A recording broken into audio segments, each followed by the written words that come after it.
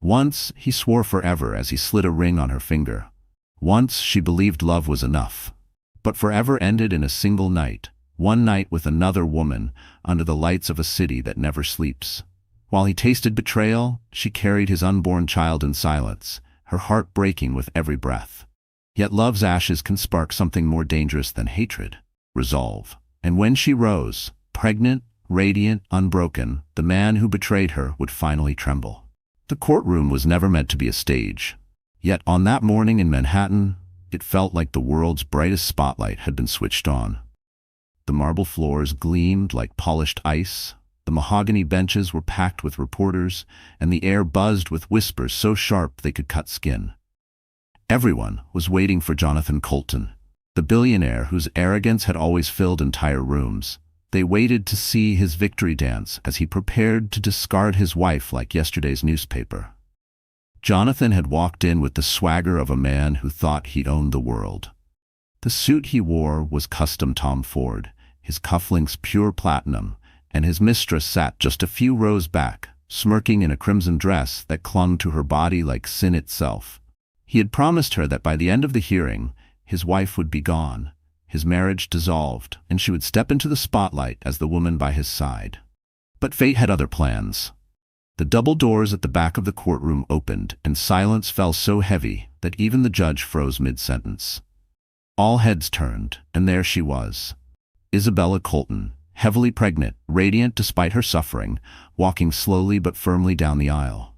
Her silk maternity dress hugged her figure, her eyes steady, her chin high. She was not alone. On her arm stood William Blackwell.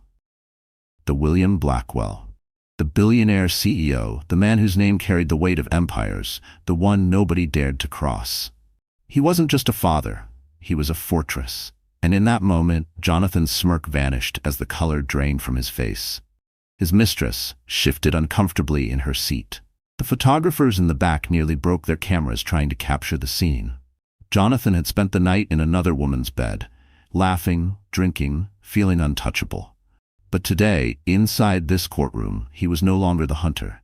He was the prey. The whispers began like a storm gathering on the horizon. Is that her father? Oh my God, that's William Blackwell? She's pregnant. Look at her belly. He's done. Completely done. Jonathan tried to stand tall, but his hands betrayed him, clenching into fists, loosening, then clenching again. The judge cleared her throat, but even she could not hide the shock. The power dynamics had shifted in an instant, because this wasn't just a divorce hearing anymore. It was a reckoning. Isabella walked with slow, deliberate grace, as though each step echoed with years of betrayal and nights of silent tears. The woman Jonathan thought was weak, fragile, and broken was now a force he couldn't control. And beside her, William Blackwell radiated authority like a storm cloud about to break open.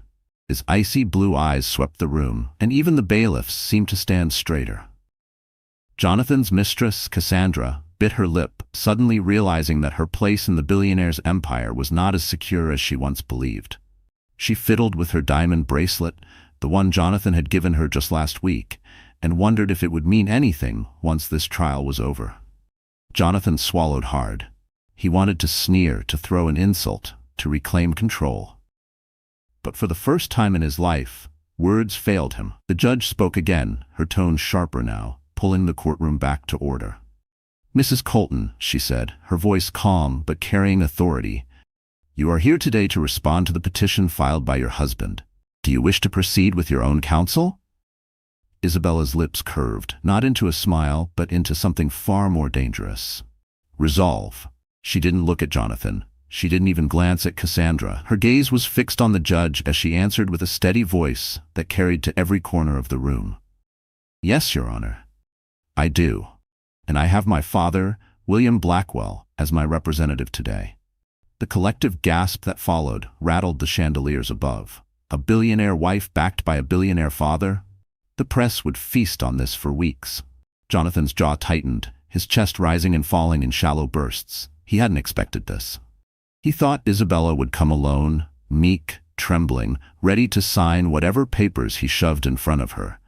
He thought she was still the girl who cried quietly into her pillow while he slipped out to late business meetings.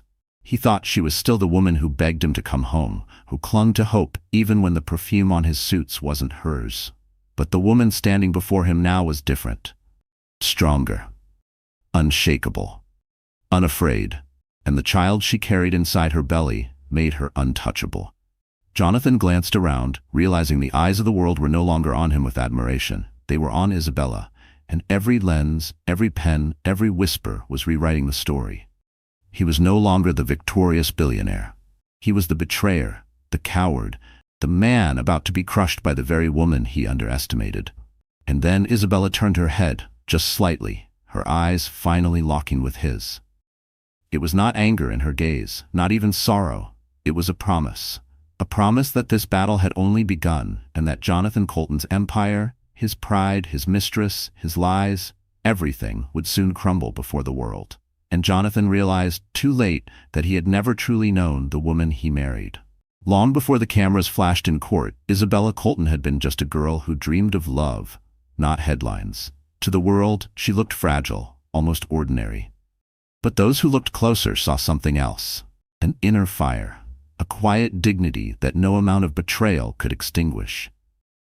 At 28, Isabella carried both the glow of pregnancy and the shadows of pain. Her soft chestnut hair framed a face that had once been lit with laughter, but the last year had carved it into something more solemn, more hauntingly beautiful. She wasn't the type to chase luxury, though her life had been surrounded by it. She was the daughter of William Blackwell, one of the most feared CEOs in New York. But she had hidden that truth when she fell in love. She wanted to be seen as herself, not as a billionaire's daughter. And when she met Jonathan Colton, she thought she had found exactly that. Someone who saw her as Isabella, not as Blackwell's heiress. Isabella had studied interior design, a passion she carried since she was a child, sketching dream houses in the margins of her school notebooks. After college, she had taken a modest job at a boutique design studio in Manhattan. She didn't flaunt her connections, didn't drive luxury cars, didn't wear designer clothes unless they were gifts. She wanted normalcy, peace, a life she could call her own. Jonathan had swept into her world like a storm she couldn't resist. He was older, confident, ambitious, the kind of man who could make a room bend around his presence. At first, she thought his confidence was protection. He made her feel chosen, special, adored. Their whirlwind romance turned into marriage within a year, and Isabella believed she had found her happily ever after. For a while, it felt true. Jonathan spoiled her with flowers, whispered promises, and endless talk of the empire they would build together. He brushed her hair behind her ears at night, rubbed her feet when she was tired, kissed her forehead like she was the most precious thing in the world. Isabella told herself she was the luckiest woman alive. But love, built on illusions, never lasts. Slowly the cracks appeared. Jonathan became busier, hungrier for power, more restless. He stayed out late, dismissing her worries with sharp words. He traveled more, explaining it away as business. The perfume on his suits, the lipstick stains on his shirts, the hollow excuses, they all became shadows she tried desperately to ignore.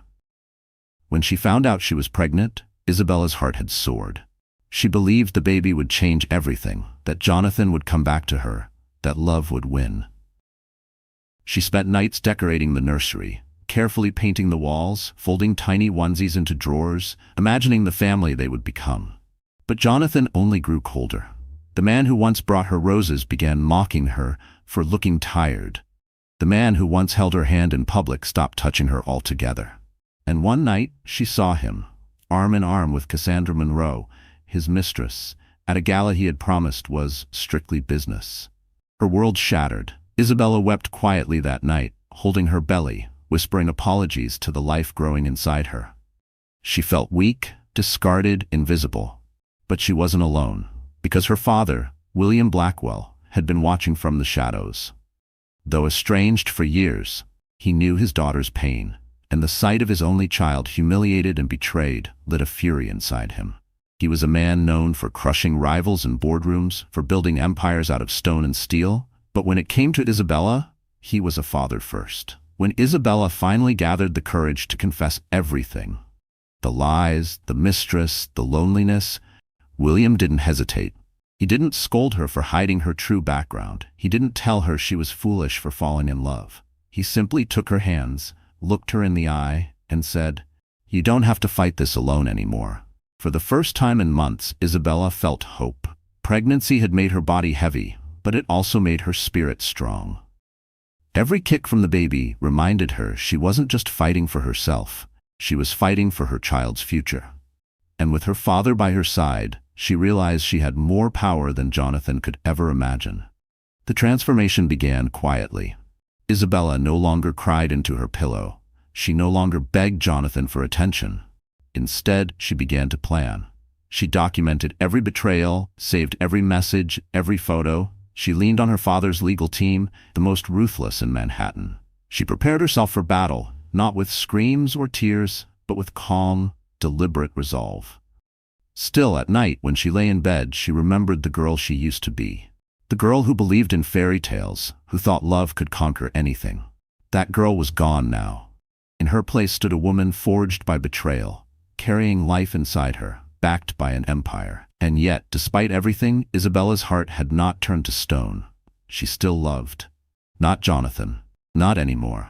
But she loved her child, fiercely, with a devotion that made her unstoppable. She loved the memory of her mother, who had once told her, "Strength doesn't always roar, Isabella. Sometimes it whispers, sometimes it walks into a room quietly and changes everything."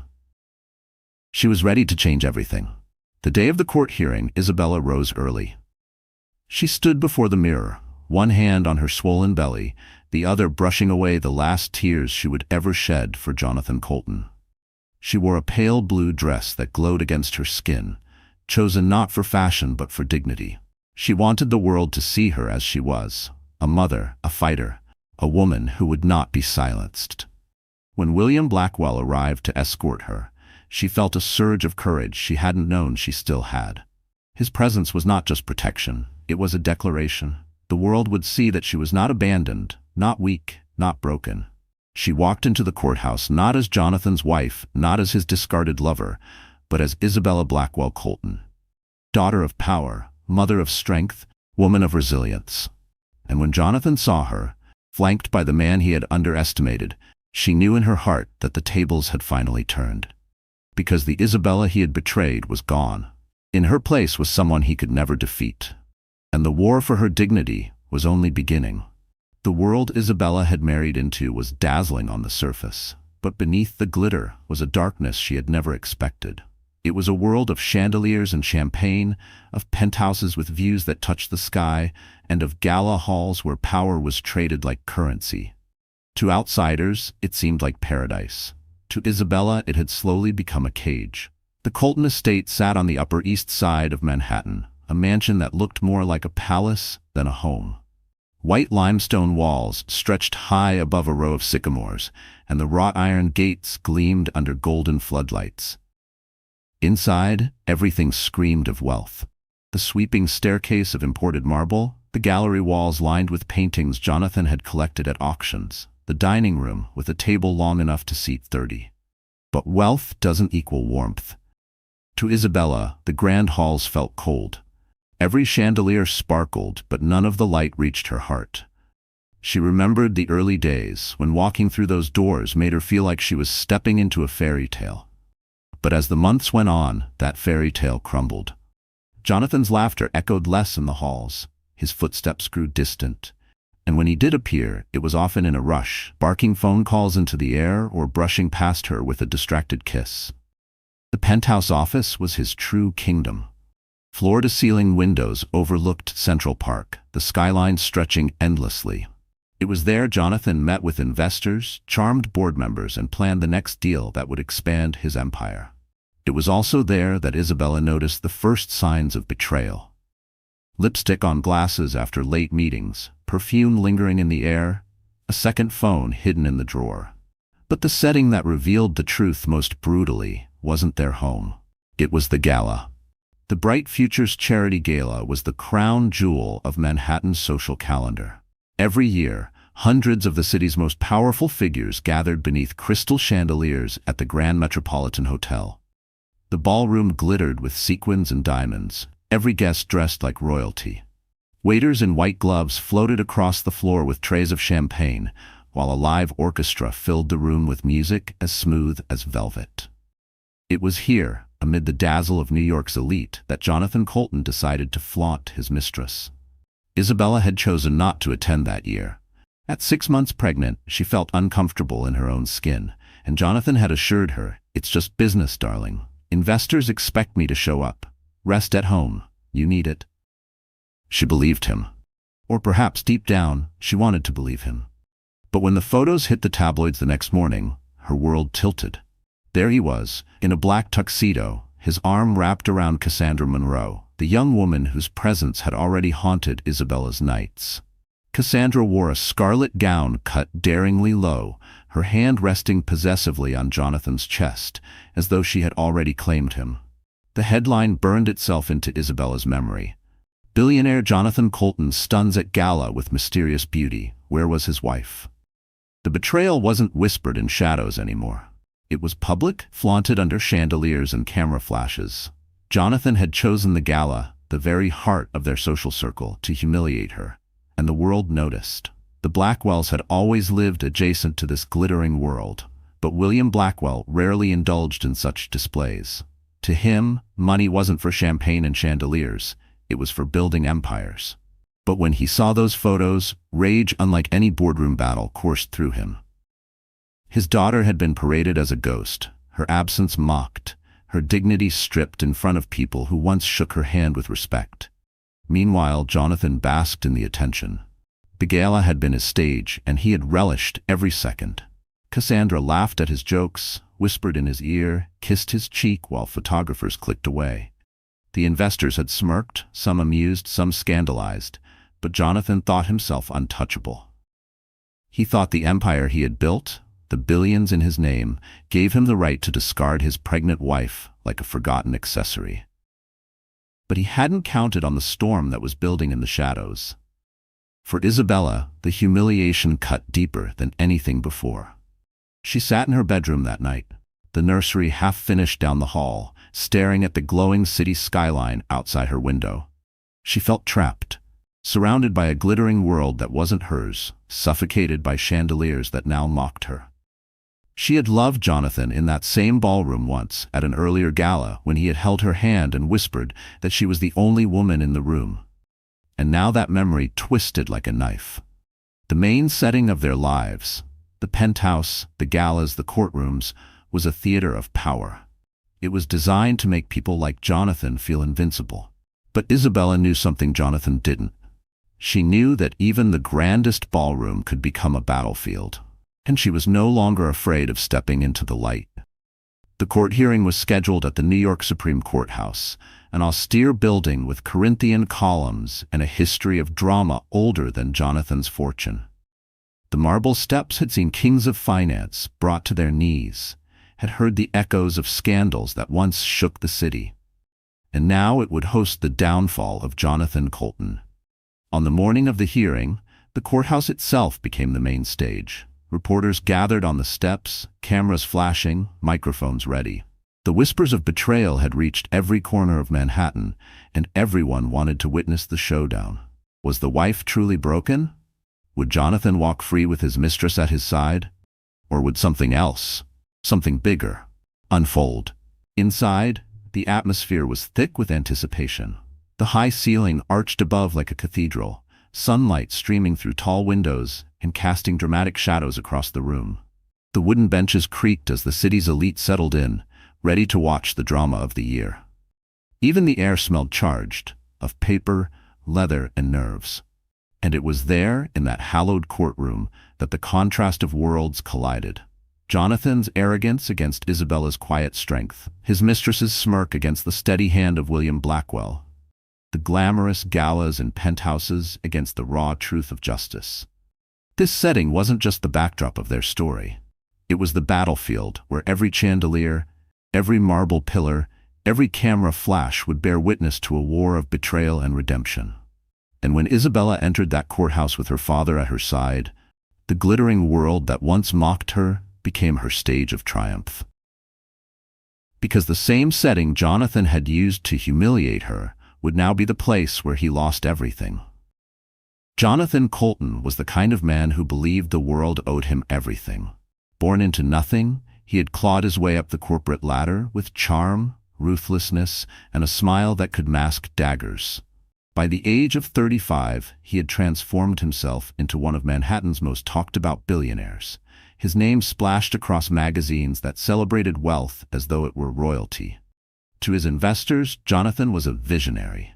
To his employees, he was a tyrant. To Isabella, he had once been a husband, but in truth he was a man who could never be satisfied, not with success, not with power, not even with love. His mistress, Cassandra Monroe, was the perfect reflection of that hunger. At 26, she was everything Isabella wasn't, or at least that was how Jonathan framed it in his mind. Cassandra was bold where Isabella was gentle, loud where Isabella was quiet, unashamed where Isabella was modest. She thrived in the spotlight, feeding on attention like oxygen. To Jonathan, she wasn't just a lover. She was an accessory to his ego, a trophy that screamed to the world, "I can have whatever I want." The two had met at a corporate event almost a year earlier. Cassandra had been a marketing consultant hired for the gala, her striking red hair and daring laugh catching Jonathan's attention across the room. She wasn't shy, not the way Isabella had been when he first met her. Cassandra didn't blush or stumble over her words. She locked eyes with Jonathan as if she already owned him, as if she knew exactly how powerful her beauty could be. That night, Jonathan didn't go home to his wife. He went to Cassandra. At first, the affair was discreet: hidden dinners, stolen weekends, whispered phone calls while Isabella slept in the next room. But Jonathan's ego grew reckless. The secrecy became a thrill, and the thrill became arrogance. Soon, he wasn't just sneaking around, he was flaunting Cassandra. He brought her to business meetings disguised as an associate. He let her pick ties for him before public appearances. And eventually, he took her to the Bright Futures Gala, parading her under chandeliers while the cameras flashed. It wasn't love. It was power. Jonathan loved the way people looked at him when Cassandra was on his arm. The envy in their eyes, the whispers behind their hands, it was intoxicating. He had a pregnant wife at home, yes, but he also had a mistress who worshipped him in public. To him, it was the ultimate proof of his dominance. He could have it all. He could humiliate Isabella and still walk into any room like a king. Cassandra encouraged it. She fed his pride, whispered poison into his ear. "She looks weak without you," she once said after seeing Isabella in a tabloid photo. "You're the real star, Jonathan. You deserve someone who shines with you, not someone who hides in the shadows." Jonathan lapped it up. He began to see Isabella not as the woman he once loved, but as a burden. Quiet, unglamorous, pregnant, inconvenient. She was the weight dragging him down while Cassandra was the fire lifting him higher. But what Jonathan didn't realize was that his arrogance was turning him into a spectacle. The same people who smiled at him in public whispered in private. They noticed the way he touched Cassandra's back at dinners, the way his eyes lingered on her during meetings, the way his wife was conspicuously absent from every event. Manhattan's elite loved scandal, and Jonathan was feeding them a feast. Behind closed doors, Jonathan was even crueler. He mocked Isabella's maternity clothes, sneered at her for gaining weight, rolled his eyes when she asked him to be home for doctor's appointments. "You're emotional?" he would say dismissively. "Pregnancy makes women crazy." He didn't see her tears as pain, he saw them as weakness. And Cassandra was always there to reinforce the cruelty. She taunted Isabella indirectly through social media posts, cryptic captions, photos of her in Jonathan's penthouse office, subtle digs that only Isabella would recognize. To Cassandra, the affair wasn't just about love or lust, it was about victory. She wanted to replace Isabella, to erase her, to wear the title of Mrs. Colton as a badge of conquest. The villainy of Jonathan and Cassandra wasn't hidden in shadows, it was displayed like jewelry. They thrived in their arrogance, convinced that Isabella was powerless, that her silence meant surrender. Jonathan believed his billions could buy him freedom from consequences, that his name and influence could erase any scandal. Cassandra believed youth and beauty were enough to secure her throne at his side. But villains always forget one thing: arrogance blinds. Jonathan underestimated Isabella. He saw her quiet nature as fragility, not strength. He thought her tears meant she was broken, not that she was gathering herself for battle. He mistook her silence for surrender, never realizing it was strategy.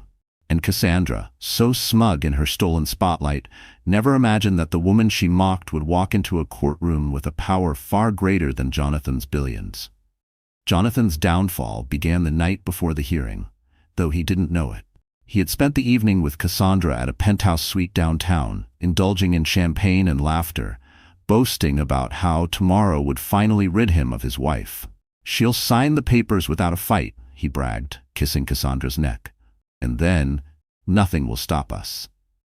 But fate has a cruel sense of timing. As Jonathan slept off his indulgence, Isabella prepared her entrance with William Blackwell. She wasn't coming to sign away her dignity. She was coming to reclaim it. And Jonathan, the villain who thought himself untouchable, would soon stand in a courtroom stripped of his power, his mistress's smirk fading, his empire trembling. Because villains may win battles, but in the end they always write their own destruction. And Jonathan Colton was about to discover that the woman he betrayed was no victim. She was the storm he could never control. It began with whispers, but it didn't stay that way for long. Manhattan thrives on scandal, the way a body thrives on oxygen. And Jonathan Colton had given the city a scandal too delicious to ignore. The gala photographs had been only the beginning. Soon, the betrayal wasn't just a rumor tucked in society columns. It was the headlines splashed across glossy magazines and whispered through every cocktail party on the Upper East Side. Billionaire Jonathan Colton seen with red-haired beauty at gala, pregnant wife absent. That one headline had been enough to ignite the fire. But the photos that followed poured gasoline on the flames. Jonathan and Cassandra were spotted at restaurants, slipping into hotels, strolling hand-in-hand down Fifth Avenue as though they were invincible. The paparazzi lenses captured every smirk, every stolen kiss, every cruel reminder that Isabella, 6 months pregnant, was nowhere in sight. For Isabella, the betrayal wasn't just personal anymore. It was public property. She could no longer walk into a cafe without feeling eyes on her. She could no longer flip through a magazine without seeing Cassandra's smug face smiling back at her. Even the doorman at her building, once warm and polite, now looked at her with pity in his eyes. That was the worst part. Not the whispers of betrayal, not the humiliation of her husband's affair, but the pity. People looked at her as though she were fragile glass about to shatter. One afternoon, Isabella had ventured into a boutique on Madison Avenue, determined to buy herself a dress that would make her feel beautiful again, if only for a moment. As she slipped into a pale lavender gown, the sales associate's phone buzzed with a notification. She didn't mean to look, but the image on the screen was unmistakable. Jonathan, his hand on Cassandra's waist, leaving a downtown restaurant the night before. The caption read, "Love in the city. Jonathan Colton can't hide his passion for his new flame." Isabella froze in the mirror, the lavender gown hanging off her body like a cruel joke. She pressed her hands to her swollen belly, tears threatening to spill, and whispered, "I'm sorry, baby." She wasn't apologizing for Jonathan's betrayal. She was apologizing for believing, for hoping, for staying. But the humiliation reached its peak at the charity luncheon 2 weeks before the court hearing. Isabella hadn't planned to attend. It was a luncheon she and Jonathan had once co-hosted, a yearly tradition meant to raise funds for children's hospitals. But her father had insisted, "You cannot hide, Isabella. If you do, you let him write the story. Go. Hold your head high." She went. She wore a simple cream dress that skimmed over her belly, her hair pulled back in a low chignon. She walked into the ballroom on trembling legs, forcing herself to meet the gazes of the women who had once been her friends. Some smiled with sympathy. Others avoided her entirely, as though betrayal were contagious. And then Jonathan arrived. He strode into the luncheon as though he owned it, his arm firmly around Cassandra's waist. She glittered in a sapphire blue dress, her laughter echoing across the marble hall. The sight of them together was like a blade twisting inside Isabella's chest. She gripped her glass of water tighter, the condensation dripping down her fingers. The room buzzed with whispers. Some tried to pretend nothing was happening, that it was business as usual. But the stares followed Isabella everywhere she turned. She felt the heat rising in her face, the suffocating weight of humiliation pressing down. It was Cassandra who delivered the final blow. As Isabella made her way toward the exit, Cassandra deliberately stepped into her path. With a smile sharp enough to cut glass, she looked down at Isabella's belly, then back up into her eyes. "You look tired," she said sweetly, her voice loud enough for the nearby crowd to hear. "Pregnancy doesn't suit everyone, I guess?" The laughter that followed, soft, stifled, cruel, burned hotter than fire. Jonathan said nothing. He didn't even glance at Isabella. He simply tightened his arm around Cassandra and guided her past, his eyes fixed ahead as though his pregnant wife were invisible. In that moment, Isabella nearly broke. She stumbled into the hallway, her chest heaving, her vision blurred by tears she refused to let fall. She wanted to scream, to collapse, to let the pain consume her. But then she felt it.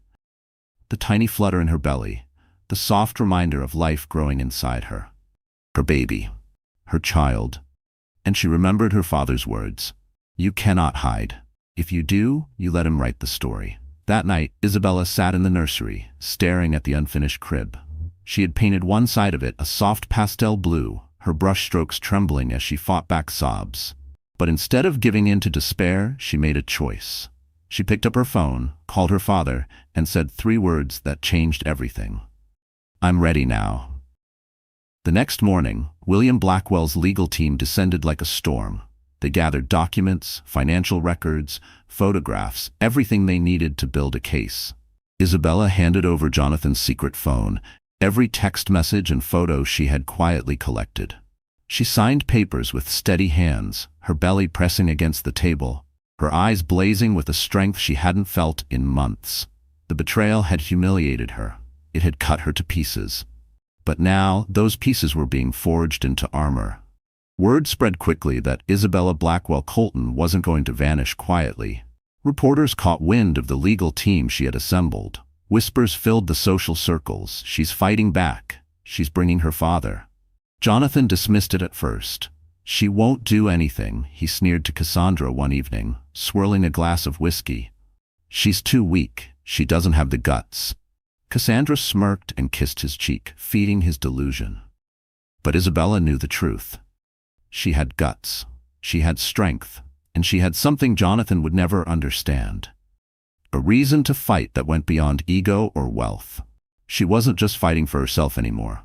She was fighting for her child, for her dignity, for every woman who had ever been humiliated by the man who swore to love her. And when the court date arrived, Isabella was no longer the broken woman who had fled the luncheon in tears. She was the storm walking through the courthouse doors.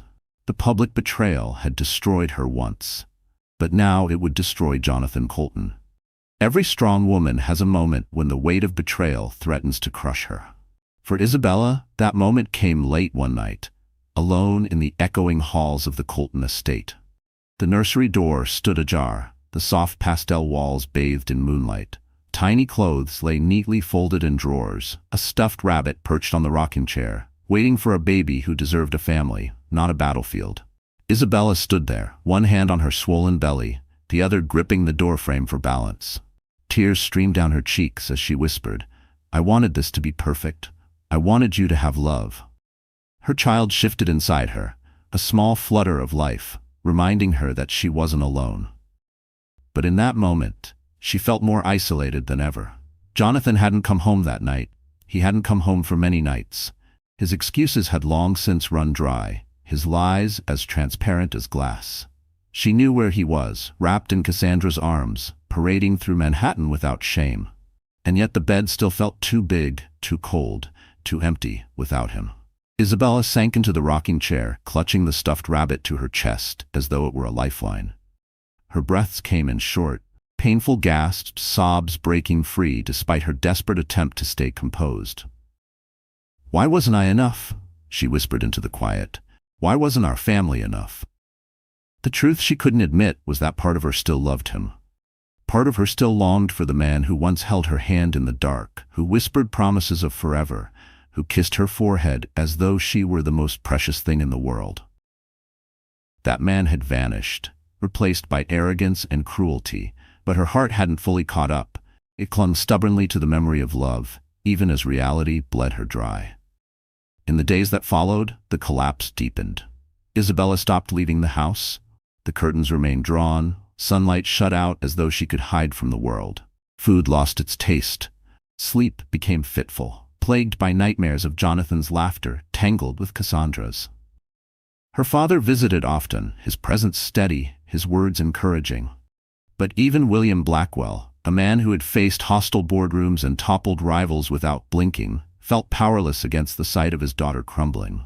One evening, he found her sitting on the nursery floor, the crib unassembled around her, screws and wooden slats scattered like the fragments of her life. She stared blankly at the pieces, tears streaking her face. "Dad," she whispered hoarsely, "I don't know if I can do this. I don't know if I can raise this baby alone."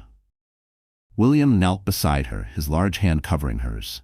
"You are not alone, Isabella. You have me. You have this family. You have more strength than you realize." But Isabella shook her head, her shoulders trembling. "He was supposed to love me. He was supposed to be here. And now all I feel is empty."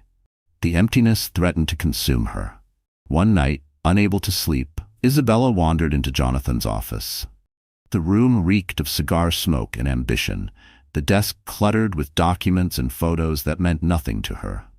She ran her fingers along the polished wood, remembering the nights she used to bring him dinner, waiting patiently while he finished phone calls, believing they were building a future together. On the corner of the desk lay a silver-framed photo, Jonathan and Isabella at their wedding. She looked so young, so radiant, her eyes shining with hope. He stood tall beside her, his arm around her waist, his smile confident. For a moment, Isabella's knees buckled. She picked up the frame, staring at the frozen image of a love that had turned to ash. With a cry that tore from the deepest part of her, she hurled the frame against the wall. Glass shattered, shards scattering across the hardwood floor like broken promises. She collapsed to her knees, sobbing into her hands, the sound echoing through the empty office. "How could you do this to me? To us?" The spiral was relentless. Even her body seemed to betray her. Nausea stronger, fatigue heavier, back pain gnawing at her every step.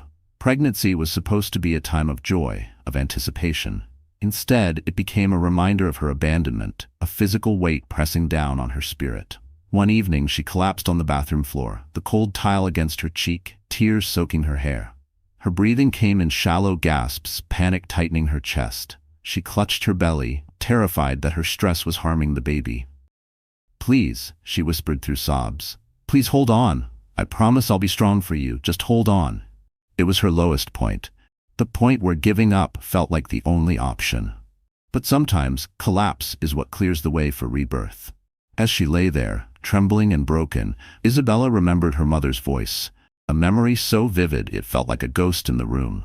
"Strength doesn't always roar, Isabella. Sometimes it whispers. Sometimes it's simply standing back up." She wiped her tears with shaking hands.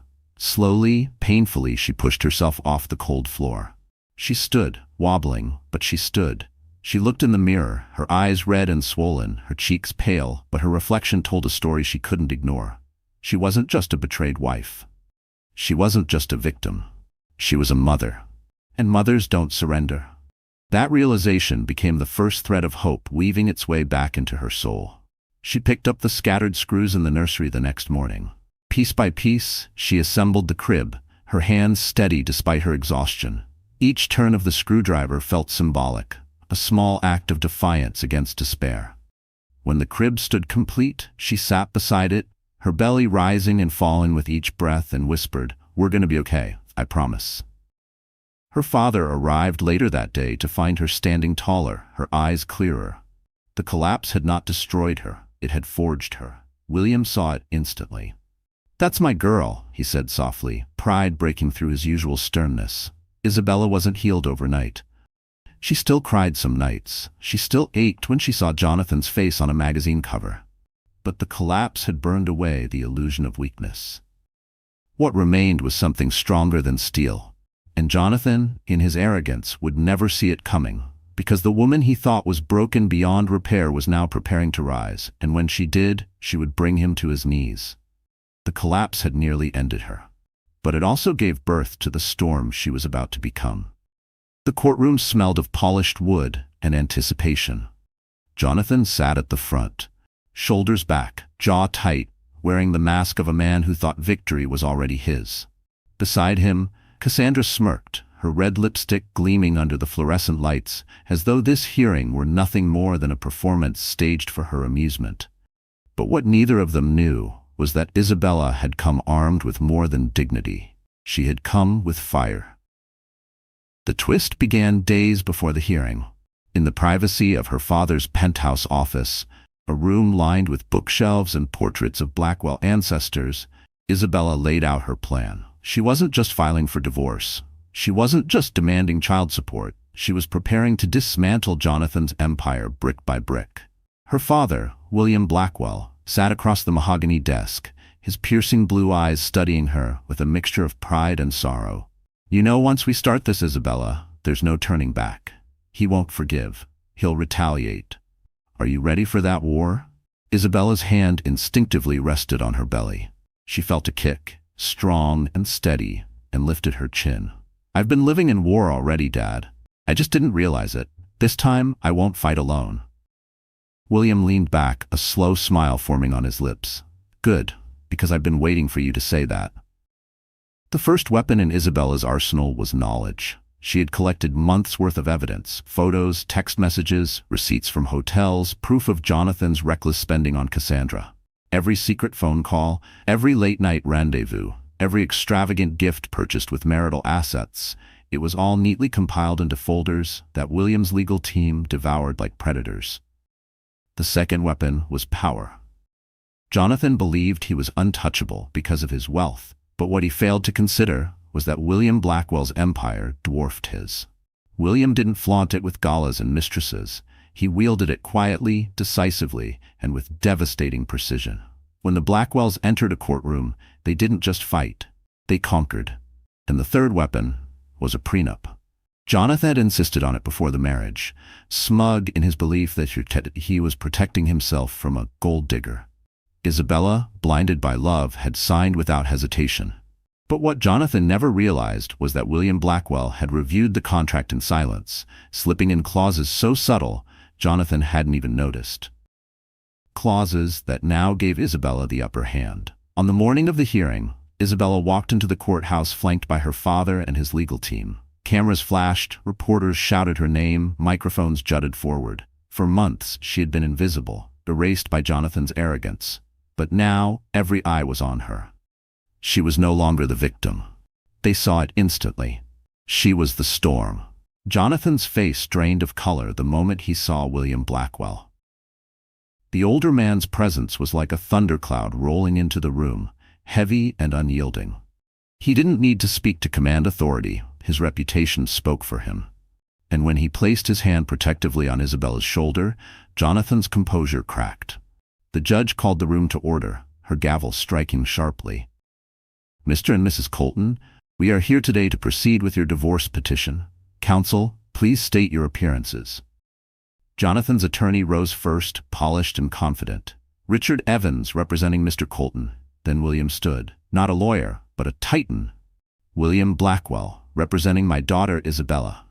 The collective gasp from the gallery was deafening. Reporters scribbled furiously. Jonathan's mistress shifted in her seat, her smirk faltering for the first time. The battle began with Jonathan's attorney attempting to paint Isabella as fragile, dependent, a woman who could not survive without Jonathan's fortune. "She lived in luxury because of my client," Evans declared. "She had everything she wanted, yet she chose to abandon him during the most crucial years of his business. We asked for a swift dissolution with limited compensation." But William was ready. He rose slowly, his voice calm but lethal. "Everything she wanted? My daughter wanted a husband who respected her. Instead, she got betrayal, abandonment, and public humiliation while carrying his child. And as for luxury, let us not forget, Jonathan Colton's so-called empire began with Blackwell funding. Without us, he would still be hustling deals out of a rented office." Jonathan flinched. Cassandra's nails dug into his arm. And then Isabella spoke. For the first time, she rose to her feet, her hands steady despite the tremor in her heart. "Your Honor," she said, her voice clear, "this isn't just about divorce.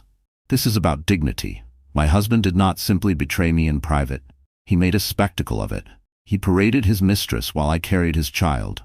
I have evidence to prove his misconduct, not just against me but against our marriage contract." She handed a folder to the bailiff. Inside were photos, texts, receipts, all the proof of Jonathan's arrogance. The judge flipped through the documents, her brow furrowing deeper with each page. Jonathan shifted uncomfortably. "Those don't mean anything," he snapped. "Every man." "Every man?" William interrupted sharply. His voice cut like steel. "Every man doesn't abandon his pregnant wife to flaunt a mistress under chandeliers. Every man doesn't siphon marital assets to buy diamonds for another woman. Don't confuse your moral failure with manhood, Jonathan." The courtroom erupted in murmurs. Jonathan's face flushed crimson. But the final twist came when William slid another document across the table. "The prenup," Jonathan sneered. "That protects me, not her."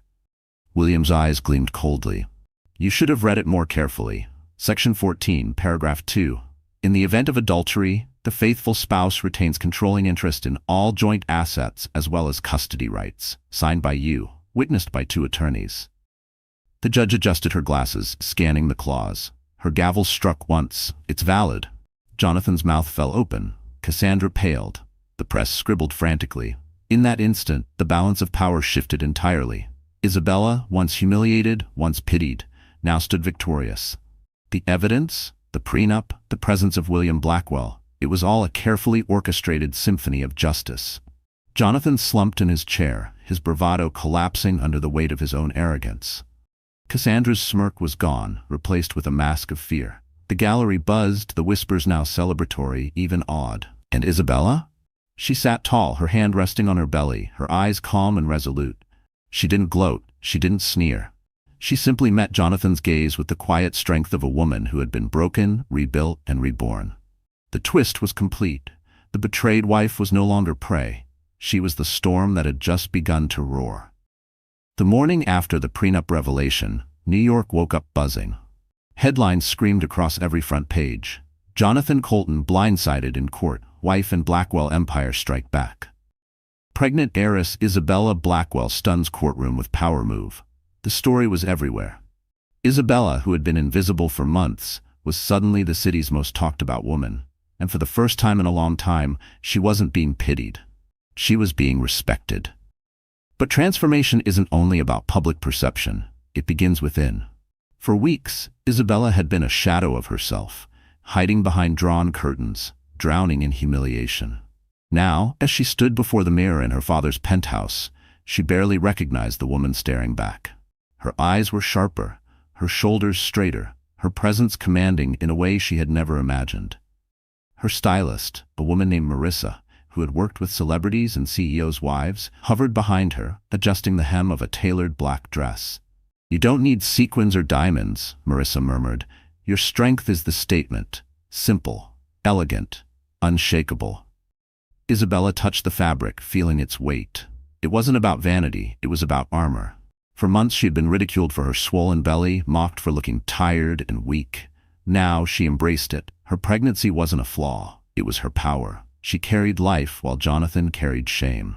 William entered the room, his gaze softening at the sight of his daughter. "You look like your mother," he said quietly.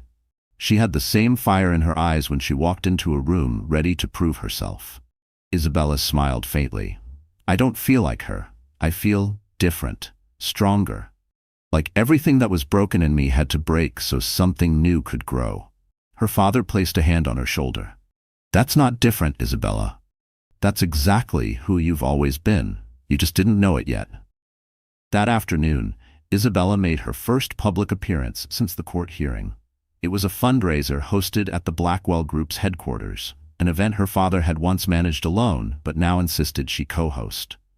The sleek glass tower glittered against the Manhattan skyline, its lobby transformed into a stage for cameras, reporters, and the city's most powerful elite. When Isabella stepped out of the black car, the crowd hushed. Gone was the woman who once slipped quietly into rooms. She walked with her head high, her hand resting on her belly with pride, her black dress flowing elegantly around her. Flashbulbs erupted, but she didn't flinch. She welcomed them. A reporter shouted, "Mrs. Colton, do you have any words for your husband?" Isabella paused, her gaze steady. "Yes," she said simply, her voice carrying through the microphones. Every woman deserves respect. Every child deserves a home built on love, not betrayal. That's all I will say." The room erupted in applause. The headline was written in that very moment. Isabella Blackwell, the woman who turned betrayal into power. Inside, Isabella mingled with investors, philanthropists, and socialites who had once pitied her. Now they looked at her with admiration, even awe. She was no longer Jonathan's wife. She was Isabella Blackwell, heiress, mother, survivor, force of her own.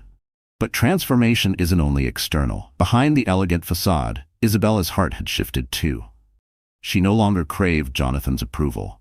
She no longer replayed their happy memories with longing. Instead, she replayed the lessons his betrayal had taught her. She realized she had spent years silencing her own voice for the sake of love. Now she spoke with clarity, authority, and courage. Her confidence grew each day.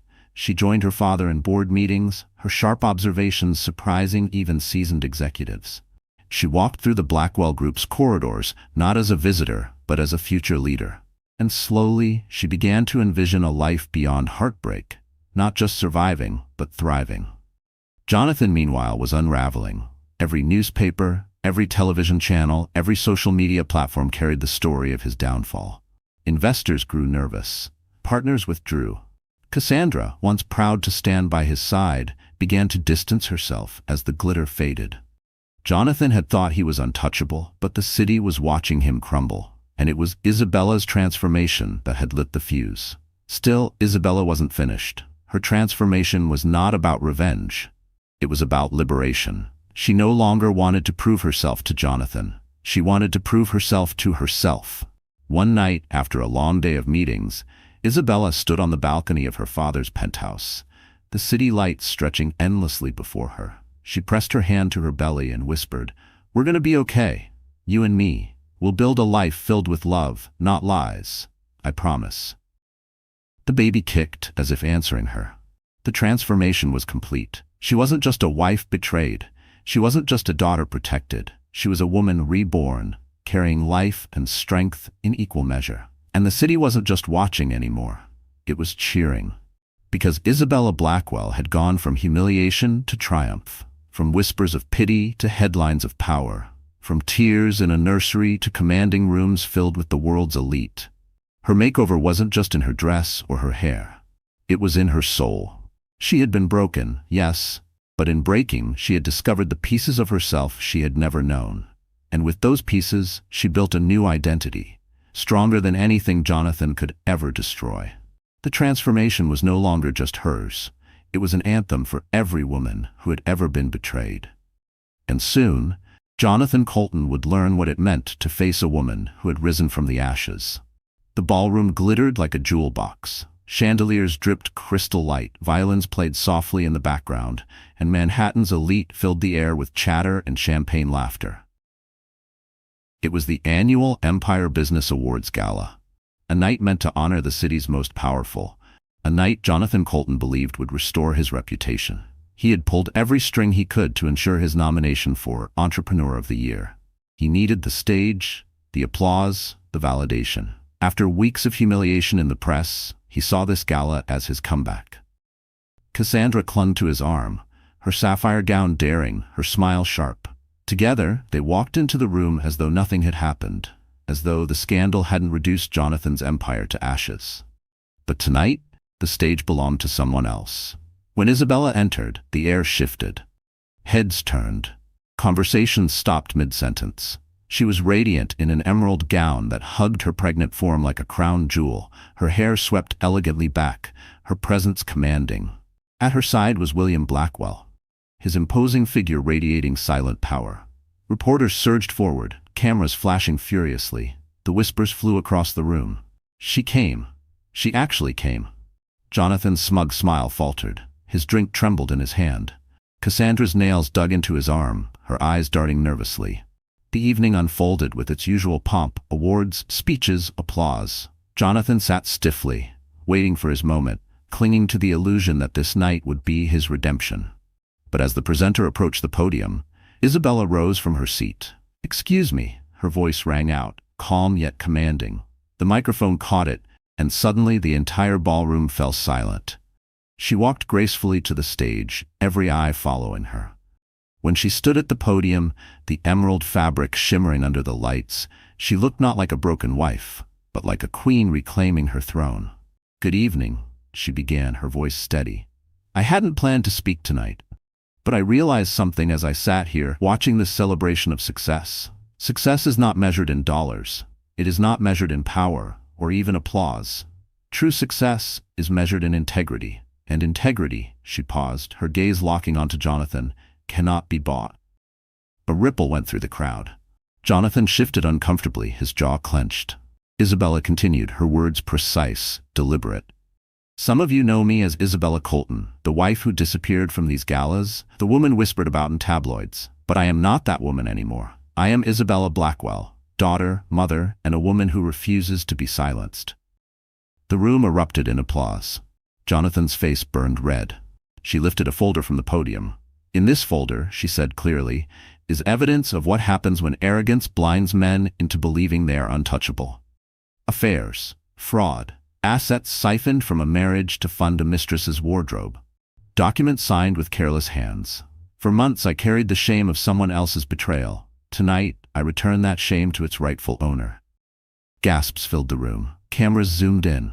Cassandra paled, her painted smile cracking. Jonathan half rose from his chair, his voice breaking. "This is slander." "Sit down, Jonathan," William's voice thundered from the front row. The command silenced him instantly. Isabella's eyes never wavered.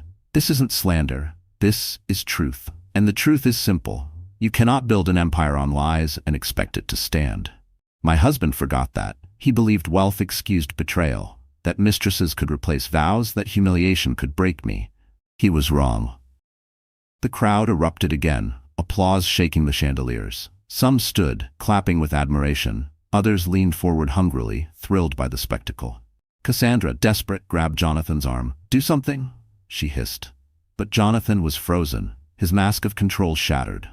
Isabella wasn't finished. She leaned closer to the microphone, her voice dropping to a calm, devastating softness. "To every woman who has ever been betrayed, hear me. You are not weak. You are not invisible. Betrayal does not define you, it reveals them. And sometimes the best revenge is simply standing tall while they crumble at your feet." The words struck like a hammer. The room roared with applause, louder than anything Jonathan could have hoped for. Reporters scrambled, capturing every second. The story was no longer Jonathan's comeback. It was Isabella's victory. Jonathan rose to his feet, his voice trembling with rage. "You'll regret this, Isabella." But Isabella turned, her emerald gown sweeping behind her, and met his eyes one final time. "No, Jonathan, the only one who will regret anything is you." The spotlight followed her as she descended the stage, her father rising to meet her, pride blazing in his eyes. The cameras captured the moment, the image that would dominate headlines for weeks. Isabella Blackwell, pregnant and powerful, walking away from her husband's downfall with her head held high. Behind her, Jonathan slumped back into his chair, the weight of humiliation crushing him. Cassandra's hand slipped from his arm, her eyes darting to the exits. The empire he had tried to rebuild that night collapsed in a single speech, not with numbers or contracts, but with truth spoken by the woman he thought he had destroyed. The gala ended, but the echoes of Isabella's revenge lingered long after. Reporters ran her quotes across the globe. Women wrote letters of admiration. Investors once loyal to Jonathan fled to the Blackwells. And Jonathan, once the king of Manhattan, found himself dethroned by the very woman he had underestimated. Revenge didn't need poison or violence. It only needed a stage, the truth, and a woman strong enough to speak it. And Isabella had spoken it for the world to hear. That night, Jonathan Colton's empire died, but Isabella Blackwell's legend was born. The weeks after the gala unfolded like a storybook written by fate itself. For Jonathan Colton, the downfall was swift and merciless. His empire, once envied, began to crumble as investors withdrew and partners severed ties. The media, relentless in its hunger for scandal, devoured every detail of his collapse. Each day brought new headlines. Colton Industries in crisis, stock value plummets. Mistress Cassandra Monroe cuts ties amid scandal. Jonathan Colton faces investigation for financial misconduct. He had wanted the spotlight, but now it burned him alive. Cassandra, the woman he once paraded like a trophy, vanished almost overnight. Rumors swirled that she had taken the last of Jonathan's gifts, diamonds, handbags, cash, and fled to Europe. Without her glittering presence, Jonathan looked smaller, weaker, like a king stripped of his crown. Meanwhile, Isabella's life was transforming in ways she had once thought impossible. The tabloids that had once mocked her now hailed her as a heroine. Women across the city sent her letters, some handwritten, some emails, some messages on social media. They thanked her for standing up, for proving that betrayal didn't have to end in silence. "You gave me courage to leave," one woman wrote. "Because of you, I believe I can start again." But Isabella wasn't seeking fame. She was building a new future, not just for herself, but for her child. With her father's support, she began taking on more responsibilities at the Blackwell Group. She wasn't just attending meetings now, she was leading them. Her calm yet firm voice carried weight. Her decisions impressed even the most seasoned executives. She had discovered a talent for strategy, for leadership, for commanding respect without demanding it. And slowly, she realized something profound. Jonathan's betrayal had not destroyed her life. It had redirected it. The nursery that had once been filled with tears and despair was now filled with hope. Isabella spent her evenings painting soft murals on the walls. Stars, clouds, gentle animals. She wanted her baby to wake each morning surrounded by beauty, by a reminder that life was still good, still full of love. Her father often joined her, assembling furniture or reading aloud from business reports as she painted. They laughed together, sometimes cried together, but through it all, they grew closer than ever. For William Blackwell, protecting his daughter had become his greatest achievement. And for Isabella, discovering her own strength had become her greatest gift. Jonathan tried to fight back, of course. He filed appeals, demanded settlements, attempted to salvage his name. But every effort fell flat. The prenup was ironclad. The evidence of his misconduct was overwhelming. The judge granted Isabella full custody, controlling interest in their joint assets, and freedom from the man who had caused her so much pain. On the day the divorce was finalized, Isabella walked out of the courthouse with her father at her side. The cameras flashed, reporters shouted questions, but she didn't stop to answer. She only smiled, her hand resting on her belly, her eyes shining with quiet triumph. "Isabella, do you have any final words for Jonathan?" One reporter called. She paused at the courthouse steps, her emerald coat fluttering in the winter breeze. She turned just enough for the cameras to capture her expression, calm, serene, unshakable. "Yes," she said softly. "I wish him well. May he finally learn what true success means." The crowd erupted with admiration. The message was clear. She didn't need vengeance anymore. She had already won. Months later, on a spring morning filled with sunlight, Isabella gave birth to a healthy baby boy. The hospital room filled with laughter and tears, as William held his grandson for the first time, his rough hands trembling with tenderness. Isabella gazed down at her child, her heart overflowing. "Welcome to the world, little one," she whispered. "You are my strength, my reason, my everything." She named him Alexander, after her mother's father, a man known for his honor. Life after Jonathan wasn't easy. There were nights of exhaustion, moments of doubt, challenges that tested her. But every time she looked into Alexander's eyes, she remembered why she had fought, why she had risen, why she had survived. Her public role grew too. She became an advocate for women, speaking at conferences, launching foundations that supported mothers abandoned by their partners. She used her platform not for revenge, but for empowerment. One evening, standing on a stage at a women's summit, Isabella shared her story. The audience listened in silence, some wiping tears, others nodding in recognition. "I thought betrayal was the end of my story," she told them, "but it was only the beginning. I thought love had broken me, but it rebuilt me. And if there's one thing I've learned, it's this: a woman's strength is not measured by how much pain she endures. It's measured by how she rises after the pain. And we can all rise." The crowd stood in ovation. Isabella bowed her head, not in pride, but in gratitude. Back at home, as she rocked Alexander to sleep, Isabella often thought about the journey, the humiliation, the collapse, the courtroom, the gala, the triumph. Every moment had shaped her into the woman she was now. She didn't hate Jonathan anymore. She didn't even think of Cassandra. Their names were shadows in a story that no longer belonged to them. This was her story now. Isabella Blackwell.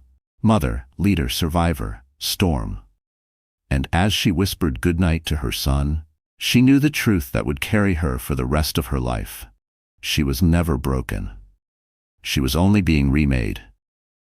So my dear friends, the story has now come to an end. And if you're still here with me at this very moment, it means something inside this journey has touched your heart in a way you maybe didn't expect. Perhaps it reminded you of your own struggles, your own heartbreak, or maybe it simply whispered a truth you already knew, that no betrayal, no loss, no wound has the power to define you forever. Life will test us, sometimes cruelly. People we love may betray us, promises may break, and the future we thought was certain may collapse in an instant. But as the Stoic philosopher Epictetus once said, it's not what happens to you, but how you react to it that matters. Isabella's story is not just about pain, it is about rising, about discovering the fire that was always inside her, hidden beneath the ashes. And maybe tonight, as you watch, you realize the same fire lives in you. Marcus Aurelius wrote, "You have power over your mind, not outside events. Realize this, and you will find strength." That's what healing truly is. Not erasing the scars, but wearing them with dignity, as proof you survived and became stronger. So take this story with you, not as just another drama, but as a reminder. No matter who walks away, no matter how broken things seem, you are never powerless. You can rebuild, you can rise. And sometimes the ending you feared is only the beginning you needed. If this story has moved you, I'd love for you to like this video, share it with someone who needs strength today, and subscribe to our channel so you'll never miss another journey like this one. Because together, as a community, we can remind each other that pain is not the end. Sometimes it is the doorway to becoming who we were always meant to be.